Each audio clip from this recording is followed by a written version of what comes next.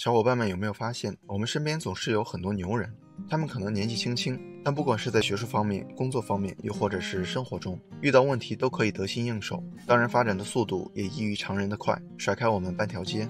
我也认真的想过，如果抛开外界的影响，比如生活环境、社交资源这些，他们是靠什么赢在了我们的前面？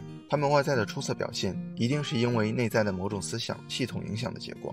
现在我终于发现了，这其中一大部分原因是思维方式的不同。好在思维方式是可以培养的，我们也可以通过刻意的学习和训练，让自己变得更加优秀。今天想和大家分享6种高效的思维方式，希望对你有所启发。小伙伴们也可以下方留言，分享自己的经验和想法。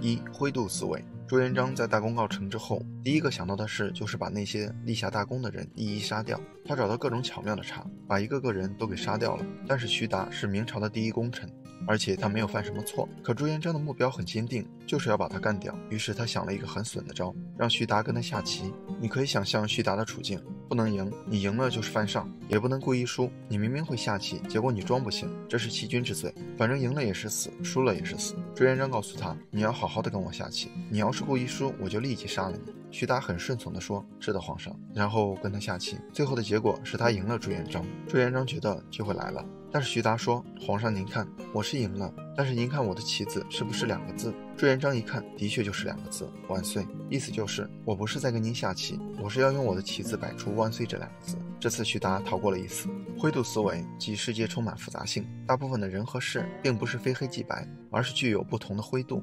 比如说小孩子的思维就是典型的非黑即白的思维，眼里要么是好人，要么是坏人。但灰度思维告诉我们，好人会做坏事，坏人也会做好事，每个人都不是纯粹的好人或者纯粹的坏人。判断一个人的成熟与否，其中一个标准就是面对事情的时候能不能告别黑白的简化思维，而是用灰度思维去思考。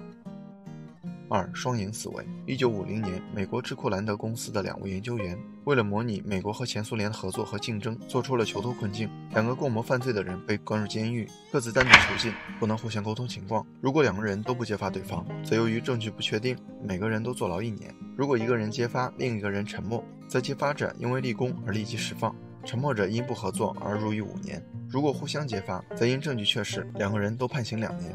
由于2个囚徒彼此无法信任对方，因此倾向于互相揭发，而不是同手沉默。双赢思维很好理解，这是一种理想模式，但并不是很多人本能的思维习惯。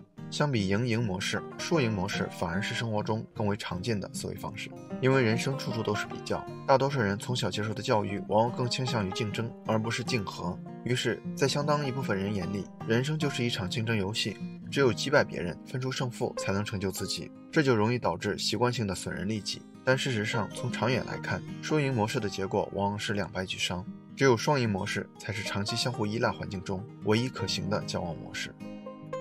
3. 跨栏定律。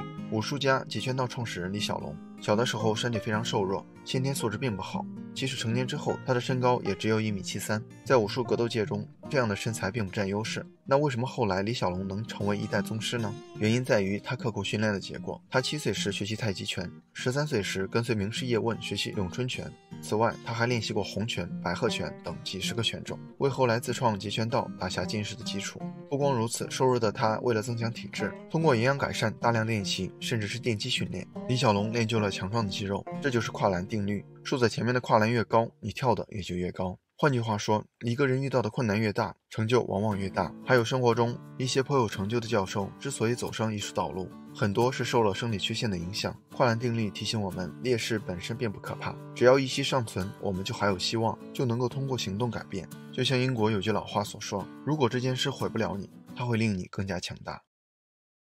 4. 奥卡姆剃刀原理。爱迪生年轻的时候，别人认为他缺乏科学知识，都不怎么看得起他。普林斯顿大学数学毕业生阿普拉曾与爱迪生一起工作，常在卖报出身的爱迪生面前炫耀自己的学问。为了让阿普拉谦虚一些，也为了让阿普拉对科学有真正的认识，爱迪生决定出个题目考考他。有一天，爱迪生把一只玻璃灯泡交给阿普拉，请他算算灯泡的体积是多少。这种形状不规则的物体，体积是很难计算的。阿普拉拿着那个灯泡一看，灯泡是梨形的，心想虽然计算出来不容易，但还是难不住我。他拿出尺子上上下下量了又量，并依照灯泡的样式画了草图，然后列出密密麻麻的计算式。但是这个灯泡的体积实在太难算了，过了1个小时他也没算出来。爱迪生不耐烦了，他拿出玻璃灯泡，沉在洗脸池的水中，将灯泡里灌满了水，接着将灯泡里的水倒在量杯里，对阿布拉说，就是这么多毫升，问题解决了。这就是奥卡姆剃刀原理，即如无必要，勿增实体。叔本华说，一个明智的人就是不会被表面现象所欺骗的人，他甚至预见了事情将往哪一方向变化。生活中只有看清事物的本质，找到问题的根源，才能彻底有效地解决问题。5. 卢维斯定理。19世纪法国著名画家贝罗尼在瑞士度假期间，每天仍背着画夹到各地去写生。有一天，他正在日内瓦湖边画画，旁边3位英国女游客开始评论起来，一个说这儿不好，一个说那儿不对。贝罗尼一个个修改过来，结尾还跟他们道谢。第二天，贝罗尼又在湖边遇到了昨天那3位女游客。过了一会儿，那3位女游客走过来问：“先生，我们听说大画家贝罗尼正在这儿度假，所以特地来拜访他。请问您知不知道他现在在什么地方？”贝罗尼朝他们微微弯腰，回答说：“不敢当，我就是贝罗尼。”卢维斯定理指的是谦虚不是把自己想得很糟，而是完全不想自己。生活中不少人会陷入这样的误区，以为谦虚就是把自己想的或者说的很糟，但这种所谓的谦虚并不是真正的谦虚，充其量只是一种色彩谎言，作为特定环境下社交的润滑剂。真正的谦虚不是不自尊不自爱，也不是自卑，而是刻意的忘记你是谁，专注的做一个倾听者分析者。卢维斯定理告诉我们，要有意识地进行视角切换，调用自身的原认知，以旁观者来看待自己，从而不过多地受自我本能的干扰。6. 复盘思维。有一段围棋掌故，可能很多人不知道，在20世纪80年代，我国国家围棋集训队有个非正式术语，名叫院田永一。院田永一是日本关西棋院著名9段棋手，魄力雄大，泼辣善战，号称关西宇宙流。可问题是，一个日本人的名字又怎么成为中国国家围棋集训队的术语呢？原来院田永一多次防华，下完棋后总要和对手深入复盘，每次复盘总是要用很长的时间，大有摆进所有变化不可之势，而且复盘时一言不发，只是默默的摆棋，于是也就有院田永一这一术语。只要国家队的棋手下完棋，觉得有必要复盘一下，一方往往会说院田永一，对方也就心领神会，两人就开始了彻底的复盘研究。这样一来，国家队就把深入细致的研究称为院田永一。复盘并不是要求我们真的每一次都将过去的事情重做一遍，它更多的是一种思维上对事件的重视，通过对过去的思维和行为进行回顾反思，从而发现问题，吸取经验，最终实现能力的提升。柳传志创办联想，取得显著的成就，他回顾归因时，觉得自己的优势就是复盘。他是这么说的：我对自己的评价是智商中等偏上，情商较高，和别人比也不是有特别巨大的优势。那我的优势是什么呢？是勤于复盘。正所谓磨刀不误砍柴工，复盘起的作用与磨刀类似，花足实践磨刀，刀锋锐利，才能真正的提高效率。知乎上有个热门问题，那些厉害的人思维方式比你强在哪？11万人关注，上千个回答，很多人分享了多种优秀思维方式。在回答中看到这样一句话：一个人可以通过积累固定思维模型来提升自己的思维能力，深以为然。我们的出身智商无法改变，想要逆风翻盘，只有一条捷径可以走，就是升级思维水平。希望今天介绍的6种思维方式可以对你有所启发，帮你更好地提升自己的思维水平。也希望小伙伴们可以发表自己的意见，我们一起讨论，共同进步。好了，今天的内容就到这里了，谢谢您耐心观看。如果您有任何建议和想法，欢迎在下方留言。